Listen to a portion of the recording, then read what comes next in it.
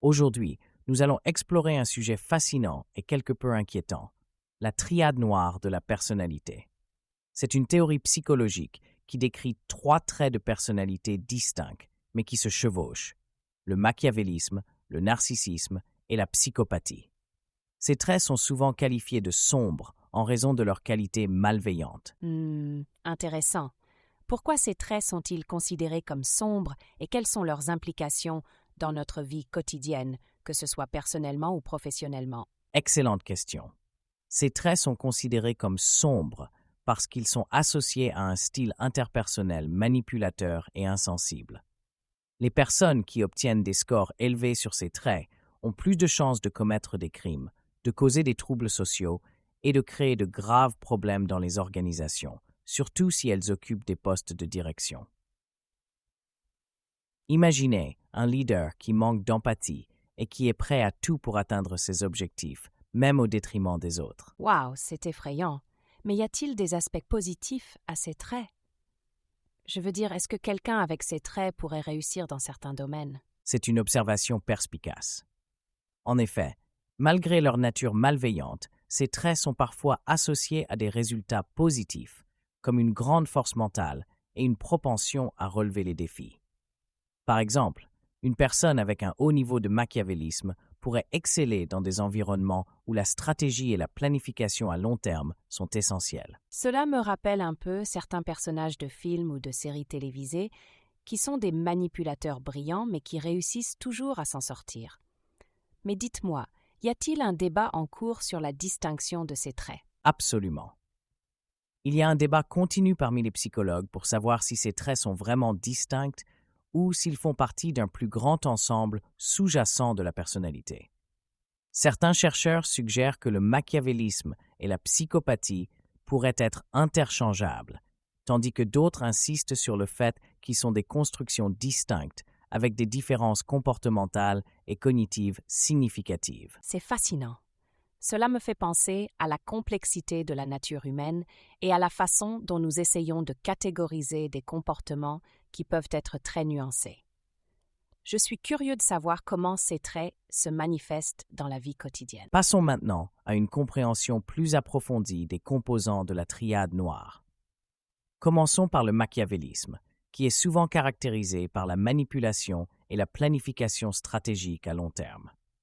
Imaginez un joueur d'échecs qui anticipe plusieurs coups à l'avance, utilisant chaque pièce à son avantage, sans se soucier des conséquences pour les autres. Cela semble très calculateur. Comment ce trait se manifeste-t-il dans la vie quotidienne? Dans la vie quotidienne, une personne machiavélique pourrait être celle qui manipule subtilement ses collègues pour obtenir une promotion, ou qui utilise des stratégies complexes pour influencer les décisions à son avantage. Elle est souvent très consciente des dynamiques de pouvoir et sait comment les exploiter. Je vois. Et qu'en est-il du narcissisme? J'ai entendu dire que c'est lié à la grandiosité et au sentiment de droit. Exactement. Le narcissisme est marqué par un sens exagéré de sa propre importance, un besoin constant d'admiration et un manque d'empathie pour les autres. Pensez à quelqu'un qui entre dans une pièce et s'attend à être le centre d'attention, croyant que ses besoins et ses désirs sont plus importants que ceux des autres. Ça doit être diffusé dans les relations personnelles, car cela peut avoir des aspects positifs. En effet, bien que cela puisse être problématique, un certain degré de narcissisme peut conduire à une grande confiance en soi et à la capacité de se vendre efficacement, ce qui peut être bénéfique dans des domaines comme les affaires ou le divertissement. Intéressant. Et enfin, la psychopathie. Comment se distingue-t-elle des autres? La psychopathie est souvent notée pour son impulsivité et son manque d'empathie. Contrairement au machiavélisme, qui est calculateur, la psychopathie peut se manifester par des comportements impulsifs et parfois dangereux. Imaginez quelqu'un qui prend des risques inconsidérés sans se soucier des conséquences pour lui-même ou pour les autres. Ça semble vraiment intense. Y a-t-il des débats sur l'interchangeabilité de ces traits, en particulier entre le machiavélisme et la psychopathie? Oui, il y a un débat en cours. Certains chercheurs pensent que le machiavélisme et la psychopathie sont interchangeables, car ils partagent des traits de manipulation et de manque d'empathie. Cependant, d'autres soutiennent qu'ils sont distincts, le machiavélisme étant plus stratégique et la psychopathie plus impulsive. C'est fascinant de voir comment ces traits se chevauchent et se distinguent. Cela montre vraiment la complexité humaine. Passons maintenant à la manière dont nous mesurons ces traits de la triade noire. Il existe plusieurs outils, comme le Dirty Dozen et le Short Dark Triad, ou SD3, qui sont souvent utilisés pour évaluer ces traits. Ces outils sont généralement des questionnaires qui permettent d'évaluer le machiavélisme, le narcissisme et la psychopathie. Mais comment ces outils fonctionnent-ils réellement? Et quels sont les défis liés à leur utilisation? Excellente question. Ces outils reposent souvent sur des auto-évaluations où les individus répondent à des questions sur eux-mêmes.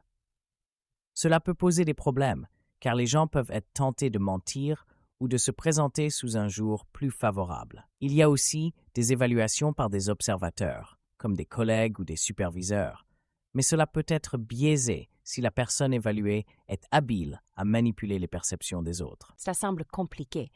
Et qu'en est-il de l'évaluation psychométrique de ces outils à travers différentes cultures? C'est un aspect crucial. Les traits de la triade noire peuvent se manifester différemment selon les contextes culturels.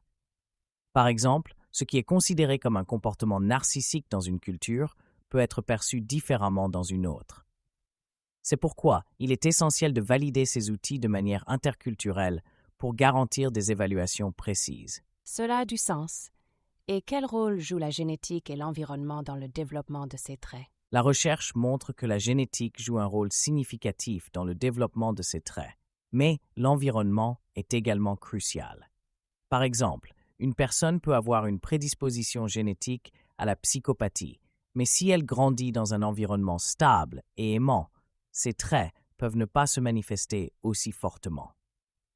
Les valeurs culturelles peuvent également influencer l'expression de ces traits. Dans certaines cultures, des comportements qui pourraient être considérés comme machiavéliques peuvent être valorisés, tandis que dans d'autres, ils sont découragés. C'est fascinant de voir comment la nature et la culture interagissent pour façonner notre personnalité. Cela montre vraiment à quel point l'étude de la personnalité humaine est complexe et nuancée.